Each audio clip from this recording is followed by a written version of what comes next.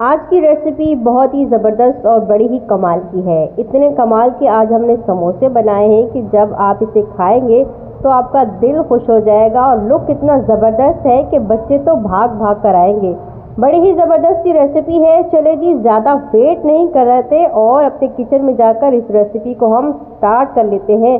बिस्मिल्लाहिर्रहमानिर्रहीम, अस्सलामुअलैकुम। सबसे पहले यहाँ पर मैंने मैदा ले लिया है। 2 कप मैंने मैदा लिया है। आधा चम्मच मैं इसमें नमक डाल रही हूँ। चम्मच से आपने इसको अच्छे तरीके से मिक्स कर देना है नमक को।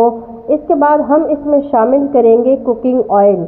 2 बड़े चम्मच मैं इसमें कुकिंग ऑयल शामिल कर रही हूँ। इस तरीके से वो हम डाल देंगे और फिर हाथ की मदद से आपने इसको अच्छे तरीके से जो है मिक्स कर देना है। पहले कुकिंग ऑयल को आपने अच्छे से मिक्स करना है। उसके बाद आपने पानी का छींटा लगाकर इसको और डो तैयार कर लेना है। डो आपने ऐसा तैयार करना है जो ज़्यादा सख्त भी ना हो और ज़्यादा नरम भी ना हो। इस तरीके से आपने डो को तैयार करना है। यहाँ देखिए माशाल्लाह हमारा डो तैयार हो चुका है। इसको करते हैं साइड पर और अपनी सब्जी को रेडी कर लेते हैं। सबसे पहले यहाँ पर मैंने 3 चम्मच कुकिंग ऑयल ले लिया है। ये हम कढ़ाई में डाल देंगे। अदरक लहसुन का पेस्ट है आधा चम्मच, ये हम इसमें डाल देंगे और हल्का सा हम इसको सौटे कर देंगे। इतना करना है कि अदरक लहसुन की कच्ची स्मेल जो है वो ख़त्म हो जाए। इसके बाद हम इसमें वेजिटेबल शामिल करेंगे। सबसे पहले मैंने यहाँ पर हरी प्याज लिया है 1 प्याली भर के, ये हम इसमें डाल देंगे। हल्का सा हम तेल में इसको भून लेंगे हरी प्याज को, ताकि इसकी खुशबू अच्छे से आए। इसके बाद यहाँ पर मैंने गाजर ली है आधी प्याली शिमला मिर्च है और 1 प्याली जो है वो बंद गोभी है। ये तमाम वेजिटेबल आपने इसमें डाल देनी है और अच्छे से हमने इनको पका लेना है। अब पकाना कैसे है वो भी ज़रा गौर से सुन लें। इस पॉइंट को आपने गौर से समझना है। सबसे पहले कि आपने 2 से 3 मिनट इसको पकाना है, लेकिन आंच जो है वो आपने फुल रखनी है। फुल आंच पे, हाई आंच पे आपने इसको 2 से 3 मिनट पकाना है। अगर आपने आंच को लो रखा तो सब्ज़ी अपना पानी छोड़ देगी, जिसकी वजह से ये ज़्यादा गल जाएंगी और इसमें बिल्कुल भी अच्छी नहीं लगेंगी। तो तेज़ आंच पर आपने 2 से 3 मिनट इनको सौटे कर लेना है। इसके बाद यहाँ देखिए 2 से 3 मिनट हो चुके हैं। अब हम अपने कुछ मसाले इसमें ऐड करेंगे।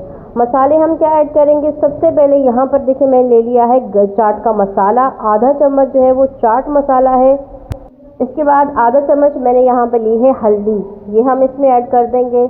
आधा चम्मच चाट का मसाला है, आधा चम्मच हल्दी है और आधा चम्मच जो है जीरा और सूखा धनिया है और आधा चम्मच ही मैं इसमें कुटी हुई लाल मिर्च डाल रही हूँ और 1 चम्मच मैं इसमें डाल रही हूँ चिली सॉस।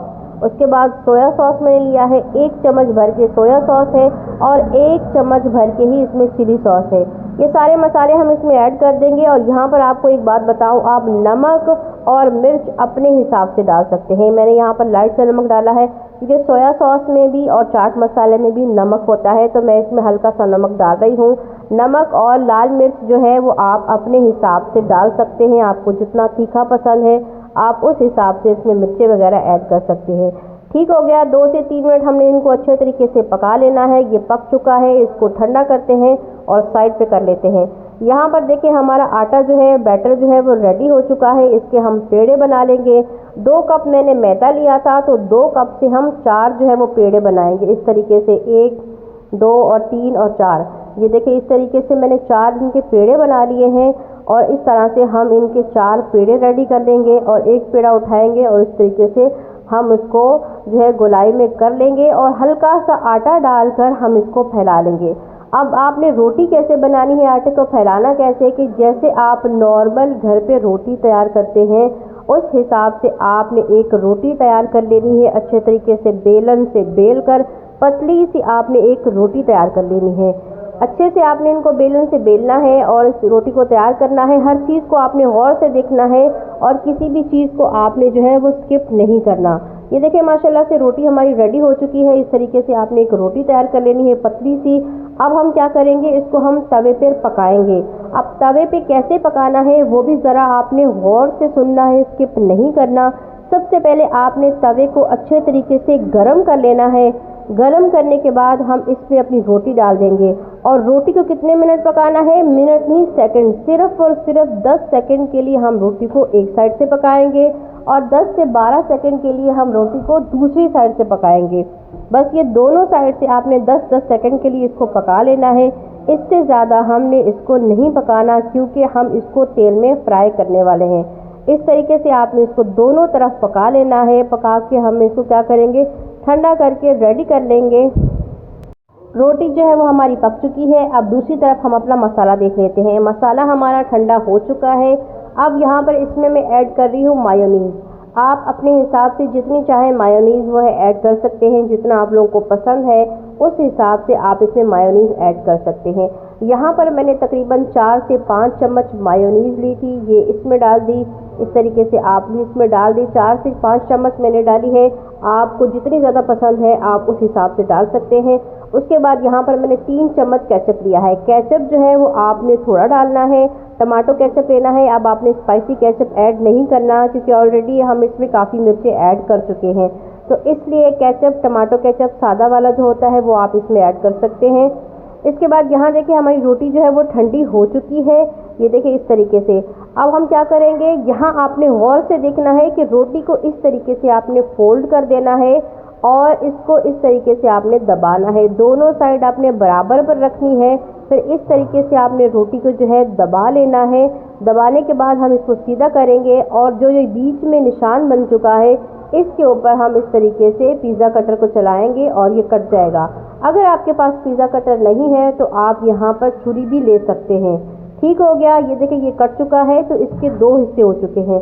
हमने इसके 4 हिस्से बनाने हैं।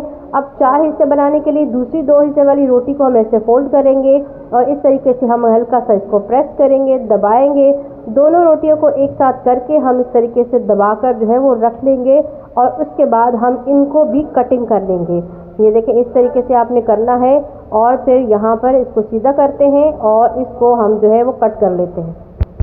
इस तरीके से हम बीच में इसको कट कर लेंगे और इसके हम 2 पीस बना लेंगे और इसी तरीके से हमने दूसरे को भी बीच में से कट कर लेना है और उसके भी हमने 2 पीस बना लेने हैं। तो टोटल हमारे पास कितने हो गए, 4 पीस हो गए। एक रोटी के आपने 4 पीस को रेडी कर लेना है। बिल्कुल इसी तरीके से रोटियां हमारी रेडी हो चुके हैं। इसको हम साइड पे करते हैं और यहाँ पर देखें मैंने बटर ले लिया है और उसके साथ मैंने ले लिया है एक दही तैयार की है। 4 से 5 चम्मच मैंने ले लिया था मैदा और उसमें थोड़ा सा पानी डालकर उसकी लई तैयार कर ली है और यहाँ पर हमारे पास जो है ब्रेड क्रम्स है। अब हम क्या करेंगे, इस तरीके से आपने एक रोटी का पीस लेना है और इस तरीके से इसको आपने क्या करना है, फोल्ड कर देना है। सबसे पहले हम यहाँ पर लगाएंगे इस तरीके से जो हमने लई तैयार की है मैदे की, वो हम लगा देंगे। अच्छे तरीके से आपने इस तरह से फिंगर्स की मदद से लगा देनी है और ऐसे ही जैसे मैं वीडियो में दिखा रही हूँ सेम आपने ऐसे ही करना है। इसके बाद इसको हमने फोल्ड कर देना है। जो एक साइड है इसके ऊपर रखेंगे इस तरीके से और इसको हम चिपका लेंगे।